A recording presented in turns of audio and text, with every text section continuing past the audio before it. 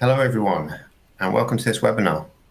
So today we're covering the topic of how to adopt DORA's threat-led penetration testing requirements. Now, as we all know, threat-led pen testing forms a key aspect of DORA, the Digital Operational Resilience Act, which is a framework that aims to prevent, mitigate cyber threats by establishing a more comprehensive ICT risk management framework specifically for the EU financial industry. And having come into full effect in January this year, DORA really aims to enhance the IT security and resilience of financial entities such as banks, insurance companies, investment firms. And threat-led pen testing is a key part of one of those requirements. So we wanted to go through this particular topic because we're getting a lot of questions from clients and from the industry as a provider who's able to help out with clients' adherence to and compliance to DORA and all of its requirements, including threat-led penetration testing. So just a quick intro into who we are here at Kroll. At Kroll, we provide reactive, advisory, transformation, and managed security services to support clients at every stage of their journey towards cyber and data resilience maturity. Okay, so our experts bring decades of experience in cyber risk consultancy, government, and intelligence agencies to help organizations across the world to simplify and really reduce the complexity of implementing, transforming, and managing their cybersecurity programs. We have over 700 global experts that work with companies of all sizes across several industries. So we've got a lot of experience in and visibility into what's going on in the front lines.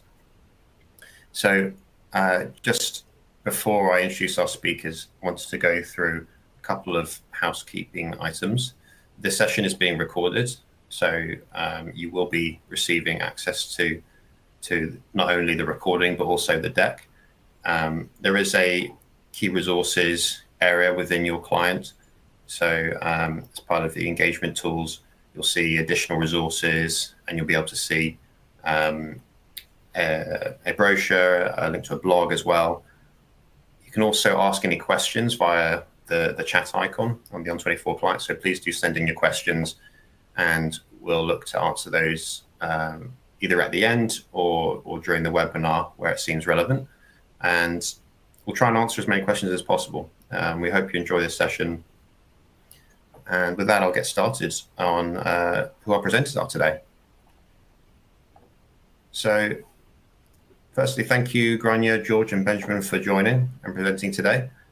We'll start off with Grania. Grania Farrelly is a managing director at Financial Services Compliance and Regulation Practice based in Dublin.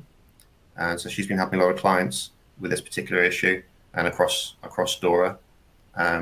She leverages over 25 years of experience overseeing and project managing the delivery of client assignments, including risk compliance, financial crime, and governance as well.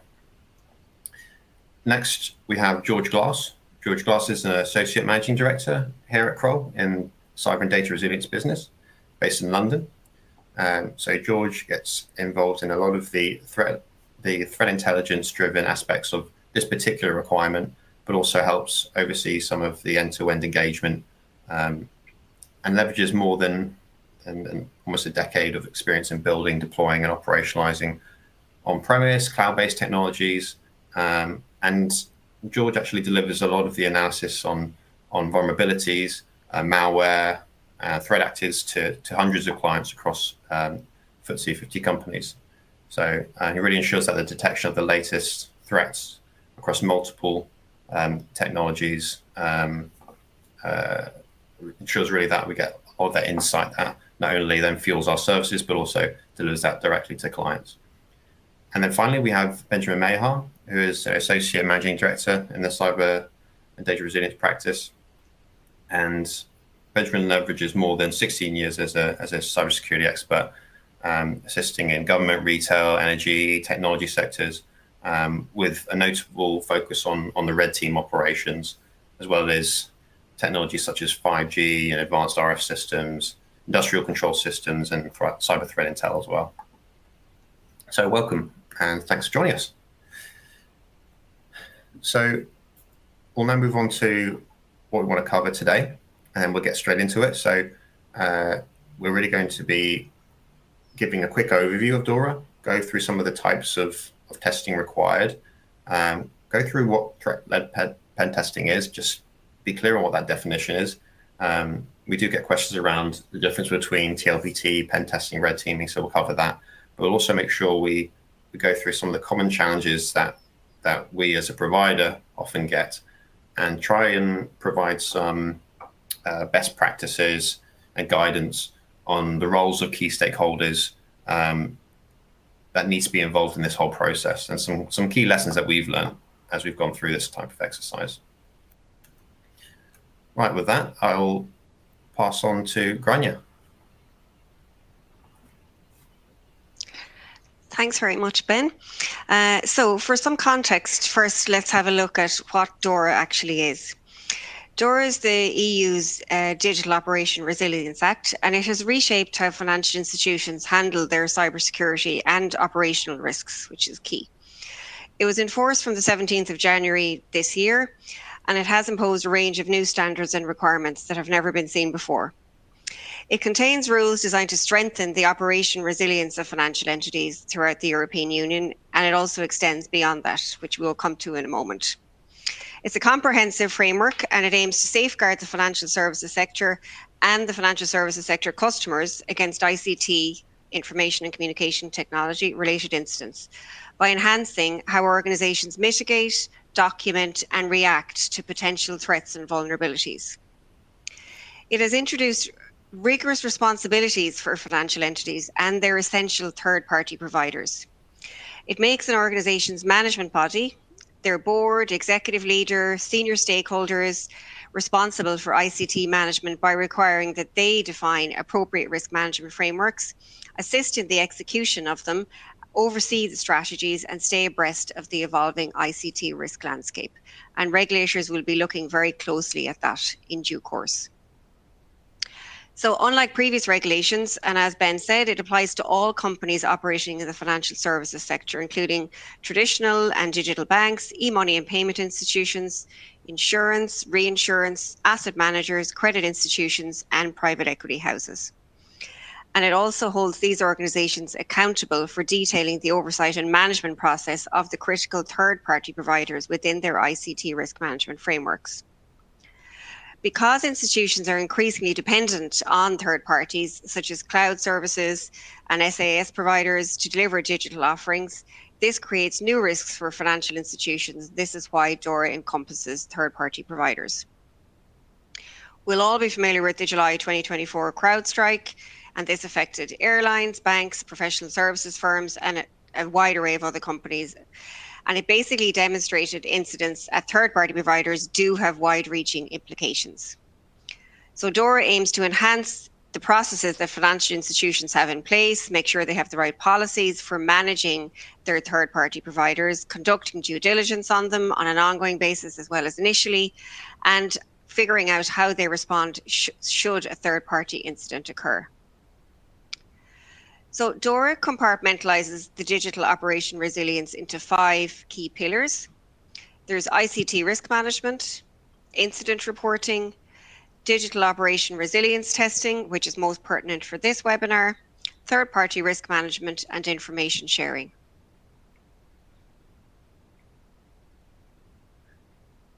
So it requires a wide variety of tests, and it requires that organizations conduct periodic testing to evaluate their cyber vulnerabilities and responses, and then improve them and improve their practices based on the results of the various tests. There's a broad array of tests required under Pillar 3, and they include regular security risk assessments, at least annually, firewalls that need to be verified every 6 months, vulnerability scanning has to be automated and it must be done on at least a weekly basis, the testing of patches before deployment, testing of backup systems, penetration testing, and finally, threat-led penetration testing, which, as we know, is much wider in scope than the traditional pen test and uses real-life threats. Under DORA, financial entities that are deemed systemic or significant need to conduct the threat-led pen test at least every 3 years. Although in practice, we have seen clients looking to do this type of testing every year. In addition, the supervisory authorities can mandate that testing is carried out more frequently than every 3 years where they deem it necessary. That would be for very high-risk organizations. All other financial entities then are required to do the standard penetration testings. And the requirement to do the threat-led pen test every 3 years also extends to the ICT third parties. And very notable, they can be located outside of the EU. So just if you're not set up in the EU, this can also affect you. The ECB may have designated those ICT third-party entities already as high risk, but there's currently a notification process going on, and I think by September they will have set out a list of who exactly it's going to apply to. So the pen tests are very important, and they can't be taken lightly because it's mandatory compliance. And the non-compliance is not an option, and the European supervisory authorities have the power to impose fines for non-compliance. And firms that violate DORA's requirements can face fines up to 2% of their total annual worldwide turnover, and an individual themselves can face a fine of a maximum of €1 million. So it's not to be sniffed at. So that's enough scaremongering from me from a regulatory perspective. I'll hand you over to the real experts now, Ben and George, who are going to delve more into the detail of what threat-led penetration testing actually is. Thank you. Great, thanks. So first to start off with, what is threat-led penetration testing? And at a high level, it's an exercise which simulates real-world adversary tactics. So a realistic attack using advanced or the latest TTPs derived from threat intelligence. And that's kind of one of the key elements, is that the techniques that are used as part of that exercise, they have to be driven directly by threat intelligence. And the goal of that is to validate kind of the detection and response capabilities, and not just for vulnerabilities and things that can be exploited, but also in problems in the effectiveness of security controls, and as well as the people and process aspects of security, things that can't necessarily be as easily patched as technical vulnerabilities. So under DORA, this type of exercise is mandated under Articles 25 and 27 to make sure that cybersecurity practices remain robust and defensible. And the main framework for aligning with DORA is the TIBR EU framework, which has been around for years, but has recently been updated to make sure that it's aligned with DORA. So that is kind of the main framework for carrying out. In TIBR EU, they call it threat intelligence-led red teaming, which is a little bit confusing because it's also called in DORA threat-led penetration testing. But really, probably the more practical language for that is that intelligence-led red teaming. The main themes of it has to evaluate critical IT systems, which are identified as part of planning for the exercise, simulating advanced adversary techniques, and above all, ensuring there's compliance with those EU regulations. And this is relevant to financial entities of various types. But at the end of the day, those are identified by those regulatory authorities. Some common challenges in forming TLPT. It does require significant time, skilled personnel, and a regulatory understanding. So that is one reason why entities will often work with a partner who can provide some of these deep expertise in both on the intelligence side as well as on the red teaming side in order to carry out these exercises. Another big difficulty can be emulating the latest adversary tradecraft and tools, because what the bad guys are doing is constantly changing, and there's new malware coming out, which is adapting new techniques. So that does require kind of an R&D driven approach to the red teaming portion in order to take what's in those threat intel reports and actually be able to execute the same techniques at a sufficient level of fidelity. The other aspect of that is because if you're doing a developing malware which is trying to emulate what the bad guys are doing, that can be quite costly from an R&D perspective. The other element is amortizing that cost across multiple engagements. Otherwise, it can get very expensive to be doing that kind of R&D and developing malware, which simulates the latest thing that different threat actor groups are doing.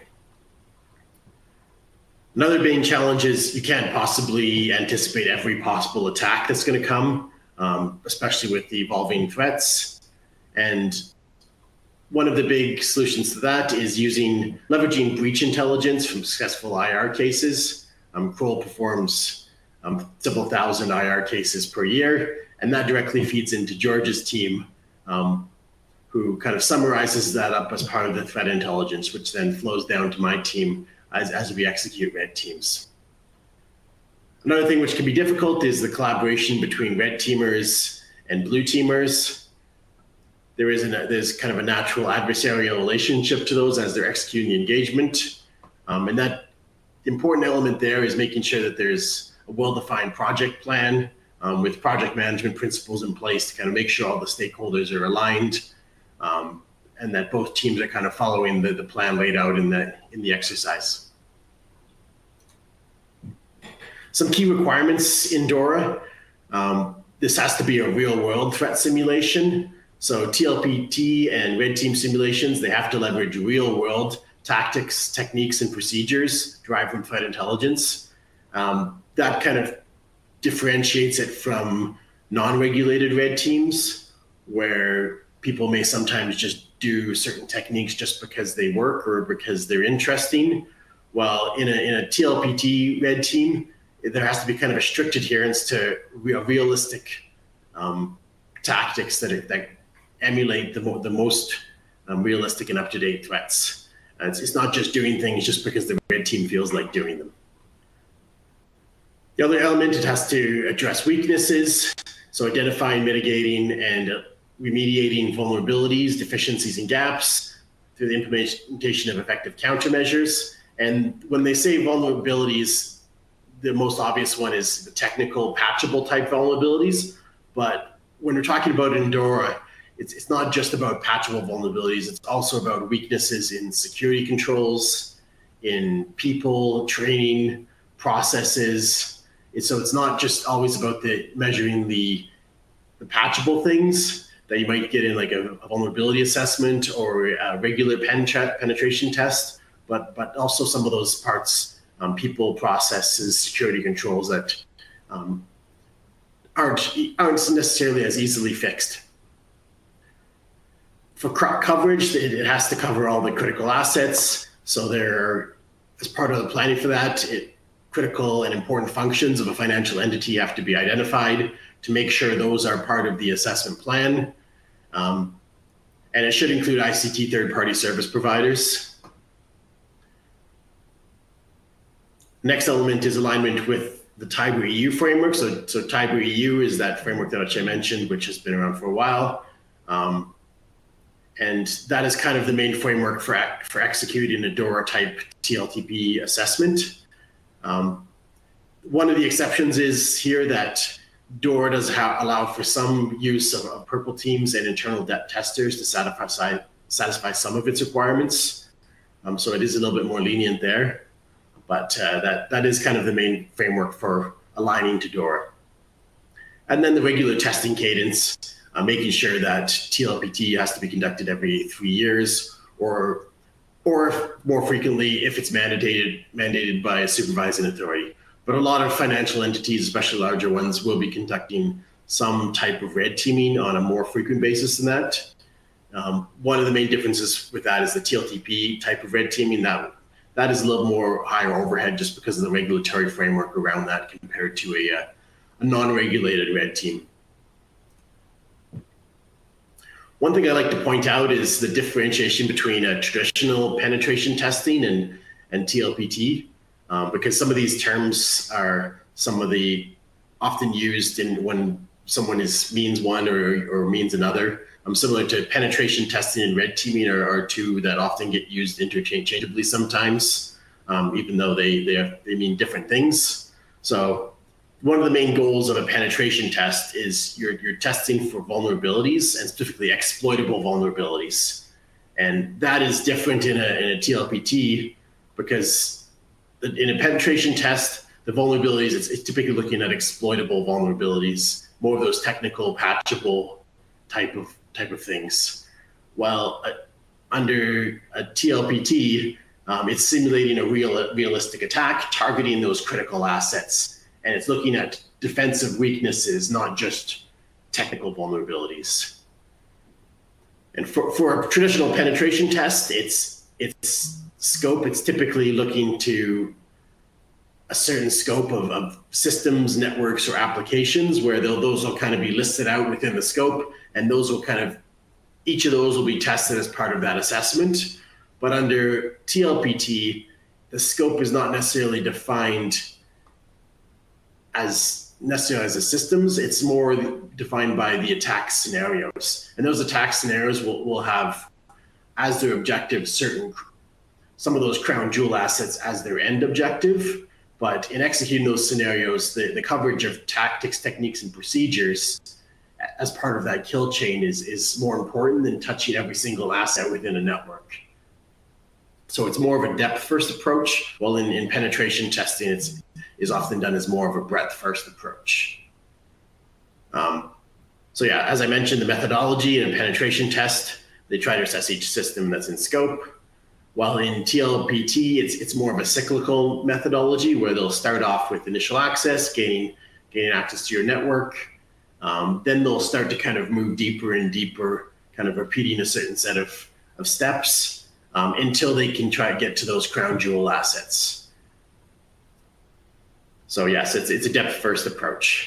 And drivers, so often for traditional penetration, there may be compliance requirements, but the main driver is often to discover exploitable vulnerabilities. But for TLPT, it's really driven by assessment of prevention, detection, and response capabilities, more so than vulnerabilities. And for penetration testing, it's the testers will often be given secure access to the in-scope infrastructure. They'll also often be kind of, security teams will be told this is happening and what IP address the penetration is coming from. There may be kind of certain security controls may be deactivated to make it easier to exploit the vulnerabilities, because the goal is to find vulnerabilities on a penetration test, not necessarily to test those security controls. But on a TLPT assessment, those security controls will often be left fully active, and there is, while it includes purple teaming, there's really two phases: the red team and the purple team. And during the red team part, often the red team will have to, as part of that scenario, make their own access in order to progress their attack.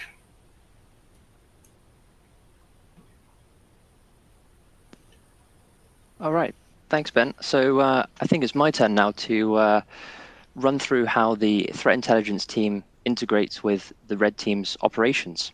So as a part of any sort of Tiber EU type engagement, but specifically DORA, all of these engagements will start with intelligence collection. Priority intelligence requirements we gathered. What do we need to look at? How many threat actors are we sort of anticipating that we're going to need to boil down into a number of standardized reports that we can then give to Ben and his team to start spinning up those scenarios. So that intelligence collection for us comes from a number of different sources. We've got open source intelligence, closed source intelligence from some of our strategic partnerships. That may be with government. It might be from some intelligence partners that we work with. We also curate our own intelligence based on stuff that we're seeing in open source tooling, but run our own investigations upon. But I think in this situation, by far and away, that the most useful intelligence that we collect is from all of the cyber investigations that we're doing. Typically, when we're involved in something like this, all of the boom has already happened, and we see the entire life cycle of that intrusion, all the way from initial access, how the actor moved through an environment, how they got persistence, how they did internal scanning, internal reconnaissance, and then how they completed their actions and objectives. That could be ransomware, could be data theft. All of those things may be in scope for a DORA exercise. At about the same time, the threat intelligence team is also tasked with initiating external reconnaissance on the organization that's receiving the test. And now that's a mixture of different things. That could be external port sweeps. It could be intelligence collection based on, again, open source intelligence. That could be social media intelligence. Are people leaking their badges on Twitter or Instagram or something like that? It may also include searching the deep and dark web for previously exposed credentials. Again, something that a threat actor would be able to do, and they absolutely would purchase those credentials and use those in an attack. The threat intel team is then responsible for writing that report. That report goes to the client itself and will also be delivered to the red team. That report should include all of the findings, all of the intelligence collection, including the sources where available, and it should structure a typical engagement that a particular or group of threat actors may take to breach that environment. We then hand that report off, and Ben will discuss more about the red team side of it in a couple of slides' time. But I just wanted to go through how we do that, a bit of a peek behind the scenes.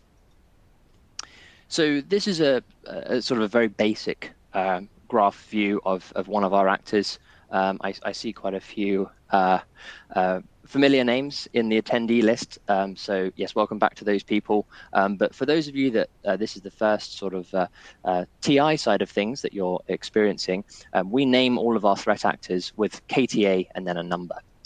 So in this particular case, we're looking at KTA 248. They are an associate of the Black Bastard ransomware group, and they used to work as part of the Conti ransomware cartel. What you can see here is a graph view of some of the tools and the malware and some of the other actors that this particular group works with, and also an example of some of the vulnerabilities that they may choose to exploit to install Black Bastard ransomware, exfiltrate data, and essentially hold an organization to ransom.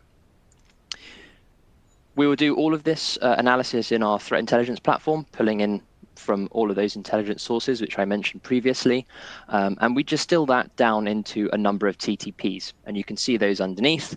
We map everything to MITRE. Those are very easily exportable. And that information, again, is very useful for the red team. What you can see is there's a number of little notes applied there. Those notes are essentially what we have seen directly in those attacks. And we use this information to essentially build out, using the MITRE Ingenuity attack flow builder, essentially a playbook or a recipe on how to emulate this threat down to the very specific commands that that particular threat actor ran. Now, of course, it's down to Ben and his team to identify exactly how some of those tools work. For example, we're not going to go to them and say, hey, could you go onto the dark net, purchase access to Pikabot malware, and execute that particular piece of malware. But what Ben's team could do is, as he mentioned before, build a lot of those capabilities into some custom malware that they're going to use as part of this engagement.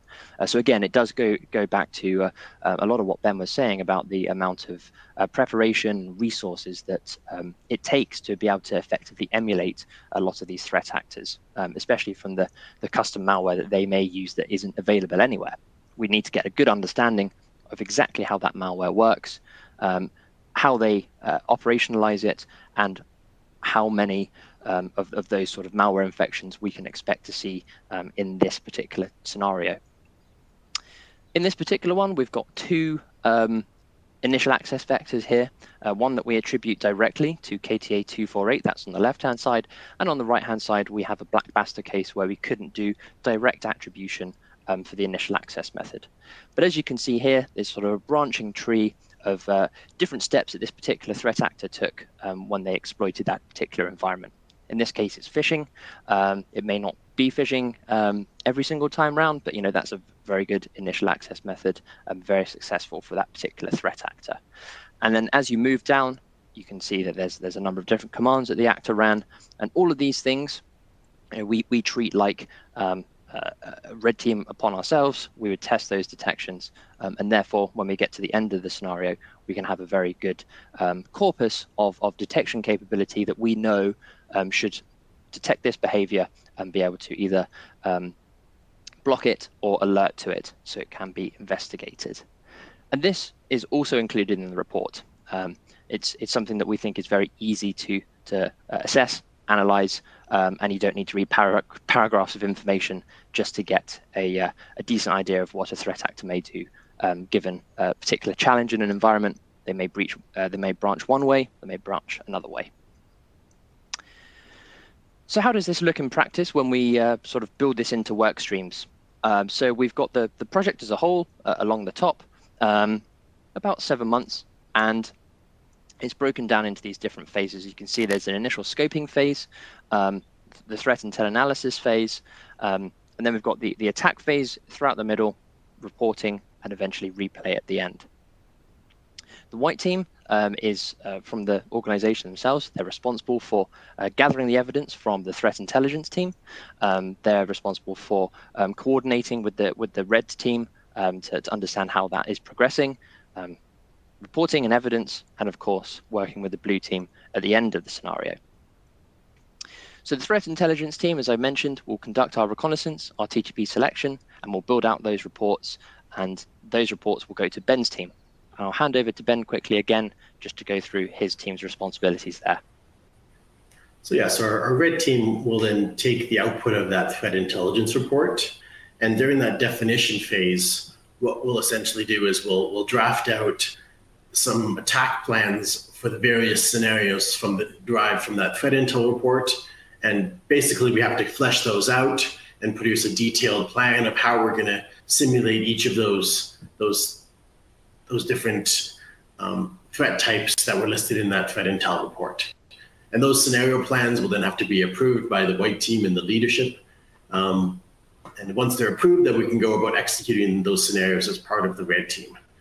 That continues for usually quite a while, which then leads to eventually the blue team will start detecting things, which will lead to some reporting, and that reporting will usually have a breakdown of what was detected, what was prevented, what things were done during those scenarios which are not detected, and then a purple team is used as part of that replay with both the red team and blue team, usually kind of repeating some of the things that weren't detected, so that some root cause analysis can be done on why those things weren't detected.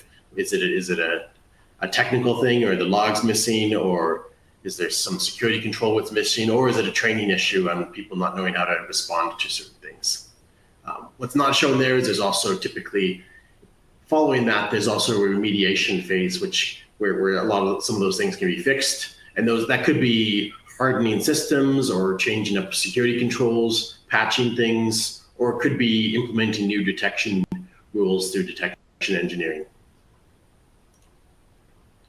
So when emulating adversaries, that can be quite an involved activity. So Kroll does several thousand incident response engagements per year, and that's one of the main feeds for tracking that adversary behavior, both from a criminal as well as nation state or APT type threats.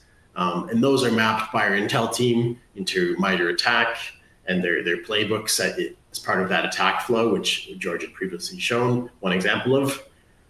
That also tracks typically the infrastructure and the group composition, so the individuals who are part of those different threat actors, and the psychology and the motivation behind those. That may also be monitoring kind of some of the deep and dark web, where some of those actors are interacting or selling tools or selling the products of data that they've stolen. We also maintain a malware database. We're tracking different campaigns. We're forensically analyzing different types of malware. And one thing that often has to be emulated as part of our red team is the different EDR and AV bypass techniques that are used by these threat actors. And that is a constantly changing cat and mouse game, because the vendors who produce these EDR products are constantly updating, and they're not sitting on their laurels. So there's a constant cat and mouse and back and forth between the threat actors who are changing their evasion techniques and the EDR vendors who are updating their detection techniques. And our red team is required to maintain that cadence with the threat actors in order to adequately emulate them. Other things that we have to maintain awareness of is the attackers are also having detections on their tool usage. So if you detonate one of their malware in a sandbox, they may be able to detect that malware is calling back from an unusual location. As another aspect is looking at kind of the tool stagers and deployment. They may have watermark trackers, and a lot of this really just drives into the fact that in order to adequately emulate a lot of this stuff, it does require the development of custom tooling. It's unsafe to take actual bad guy malware and use it during one of those assessments. So usually what this turns into is we have kind of custom developed in-house malware, which then is kind of customized to kind of fit the techniques of a particular adversary that we're trying to emulate. So next thing is how is this used? How has this red team used this as part of our research? And so this does really require an R&D approach to TLPT. So for example, the CTI team, if they're tracking a new threat actor with new TTPs or they've updated something, and I have one example there as last year, which we emulated, was the Mustang Panda attacks, where they used an interesting VS Code tunnel as part of their initial access mechanism, where basically their callbacks were tunneled through Microsoft infrastructure. So that required some R&D on the red team side, where we had to develop and modify some of the capability, where in this case, we had to develop a custom initial access payload, which used the same VS Code technique that was used on that Mustang Panda campaign. So that R&D step is kind of a hidden step that it has to occur in between the CTI and the red team execution, but sometimes it can be a little bit, since it's happening in the background, sometimes it's not apparent, but it is something that is critical into ensuring that the red team is actually adequately emulating those realistic and the latest attacker tradecraft. So the main thing is that R&D step has to happen, but then after that, then the red team will execute based on that R&D. There may be a purple team, which will execute it collaboratively and do our root cause analysis on why detections are failing. And then there will be some remediation, which will follow up with detection engineering, improving controls, and other actions necessary to then go and stop that Mustang Panda threat. But those things kind of have to happen in a sequence. The red team and some of those later phases are a little bit more obvious, but sometimes some of the R&D that's happening in the background to actually emulate these things is sometimes a little bit hidden. So I think we've got a case study here from an engagement that I was very lucky to be part of over the last couple of years, actually. This case study outlines some work we did for a global crypto banking provider. This particular pen test was under Tiber EU-like scenario, so it wasn't for DORA specifically, but we had the objective of essentially delivering what we would do for DORA: threat-informed adversarial playbooks based on advanced persistent threat actors that are targeting the cryptocurrency industry. And of course, with that came the secondary goal of enhancing detection response capabilities as part of a purple team exercise. We basically took the similar approach to which we've outlined already, working with the red team here, collecting TTPs for those APT campaigns, knowing that some of those initial access methods will likely fail, but knowing that we had backups. We executed those TTPs across two scenarios, which were totally separate scenarios across the course of a year, and those biannual simulations essentially involved the CTI team, our R&D team from the pen test side of the house, and detection engineering teams as well, as with working with the client in this case as well. I know everyone involved in these scenarios really did enjoy the exercise. Really, the key thing here was understanding the detection baseline for this organization, and being able to improve the response capability, which was already sort of ahead of most organizations, to be totally frank, but building in better, more accurate detection and the capability to automatically respond to that. that led into a lot of operational response processes as well. Again, the TI team has a lot of input there as it pertains to how quickly threat actors move and ways of providing initial attribution from the malware or the C2 infrastructure in a particular case. And that's now something that we continuously test along with the red team, the R&D, and the detection engineering teams as well. It's really very interesting exercise. As I said, I know lots of people involved in this really did enjoy it. I think the key lesson learned there is the one right in the middle, is the collaboration.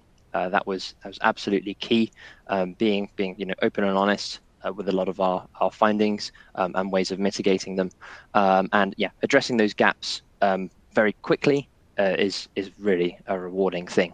Knowing that the second time round those things are going to get tested, they're going to get picked up by the detections is very rewarding. So finally, I just want to run through some of the other ways that Kroll services are aligned to a lot of the resiliency that's required in DORA. We've already spoken a lot about security resiliency tests, but IT risk management, I think, is another key one. Threat modeling, I'll just sort of pick a few of these out here. That's something that does come as part of a DORA engagement, but it doesn't necessarily need to be part of a DORA engagement. You can do that totally separately. In addition to that, security strategy and roadmap development as well. That should be an ongoing thing all the time. Of course, with BCP and disaster recovery as well.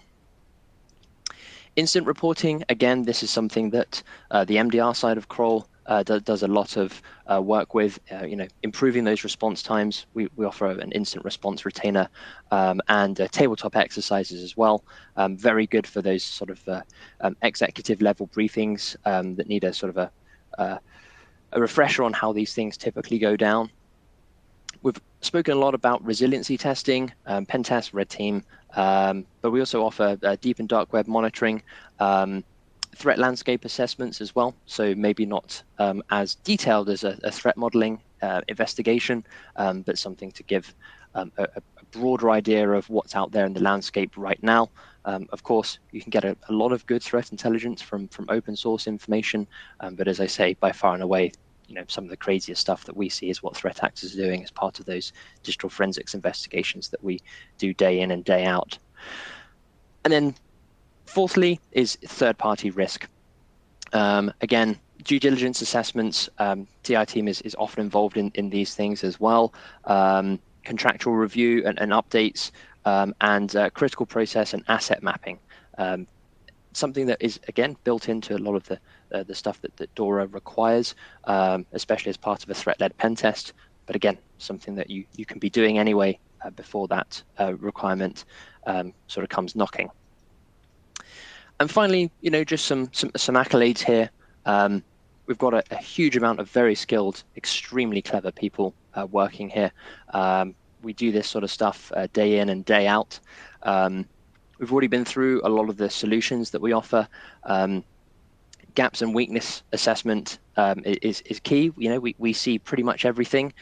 So very little comes as a surprise to us these days in our consultancy team. Regulatory, financial services, and risk expertise. If you've previously attended some of our quarterly threat briefings, you'll know that a lot of the work that we do is indeed in the financial services sector.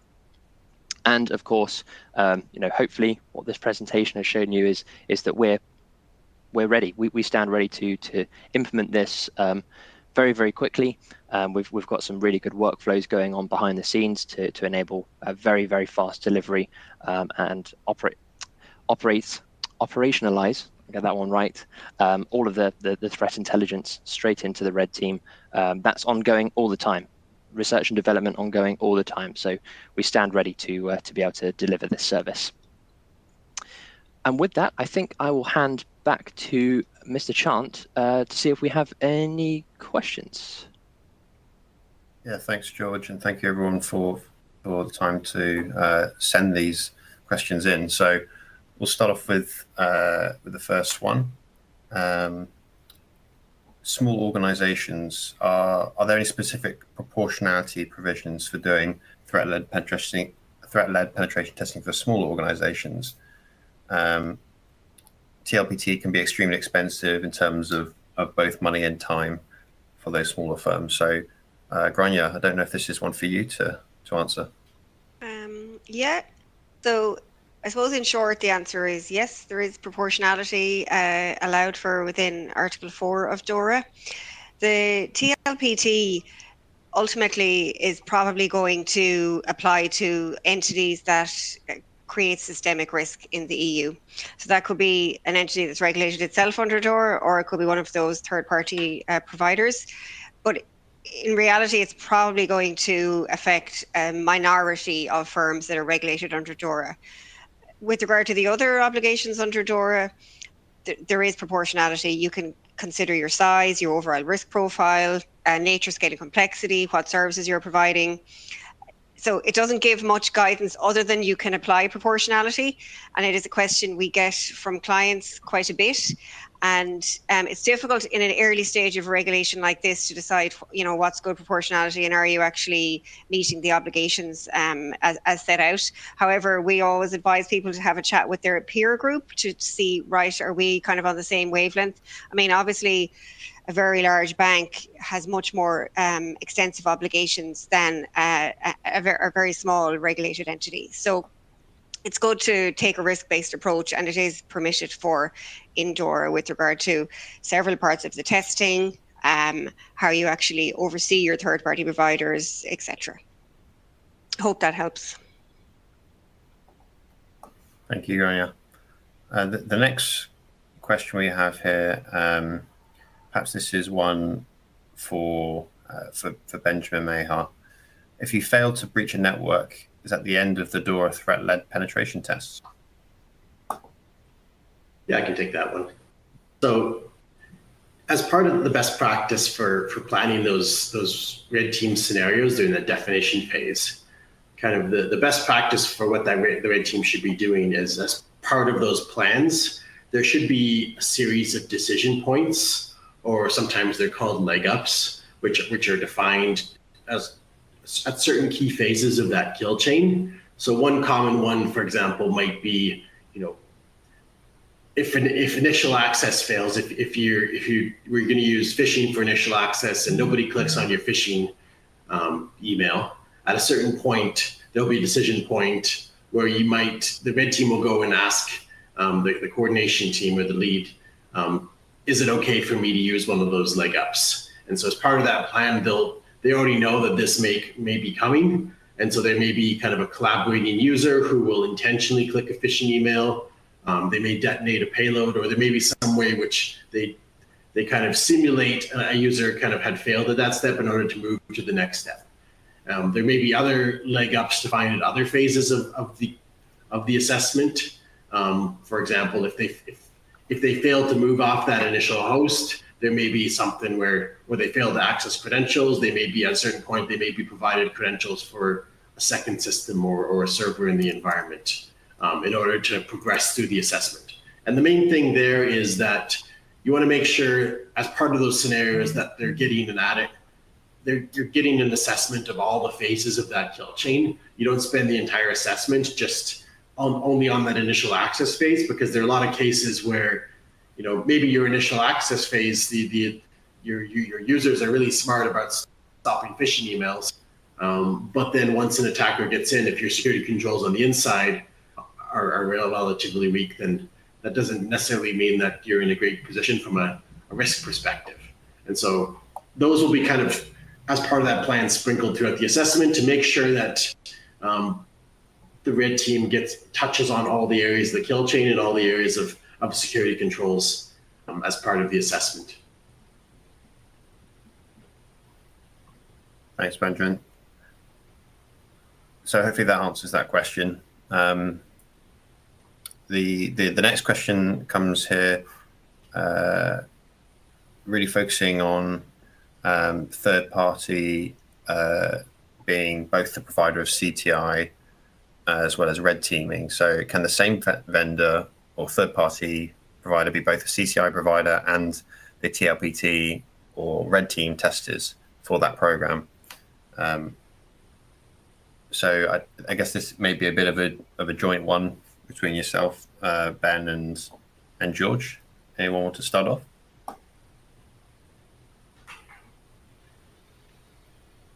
Sure, I can start. Yeah, you go, Ben. You go first, my friend. Yeah, so I think in some of the earlier versions of TIBR, it was kind of listed out more strictly about using different vendors for CTI and red team assessments. So that's where kind of that understanding comes from. I think in the more revised versions, it's been kind of clarified towards the fact that they have to be separate teams, but not necessarily from separate companies. There can't be any overlap between the red teamers and the CTI team in doing those assessments, and they can't be collaborating on producing these. So I can't be, phoning up George and telling him what intel to include in the assessment. But at the end, it's up to the regulator to demonstrate. It's up to both those parties to demonstrate to the regulator that they have that separation and they're operating. Those two teams are operating independently from each other. Yeah, I think that the other thing I'd add to that is, especially when it comes to the reconnaissance phase of the exercise as well, that's typically something that is very much in the pen test red team wheelhouse. And doing that from a threat intelligence perspective, again, that must be separate. We can't ask to borrow the red team's tools or infrastructure to do that. That needs to be a separate activity conducted by the threat intelligence team.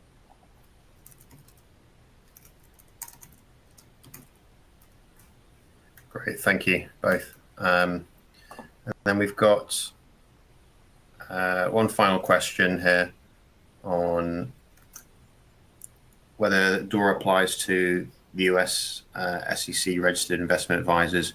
What criteria would make a US firm subject to DORA? So I guess we can open this up to all of our speakers, all our two presenters.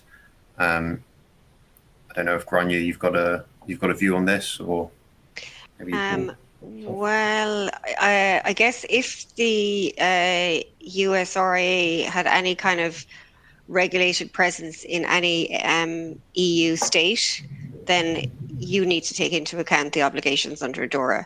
If there is no presence at all in Europe, you're not distributing your product into Europe, you're not operating in any manner, then no, it should not apply to you. Great. Short and sweet. Thank you. Well, if there aren't any more questions, it doesn't look like we do have any more. But again, thank you for sending those in. If you do have any more, please do feel free to reach out to our presenters. Thank you for taking the time out of your busy days and schedules to listen. Hopefully this was helpful for you. Please do fill out the survey at the end to share your feedback. And thank you again to our speakers, Grania, George, and Benjamin, for presenting. Hopefully this was useful insight. Please do come back again to join one of our next webinars where we cover all various different topics, and hopefully speak to you again soon. Thank you all.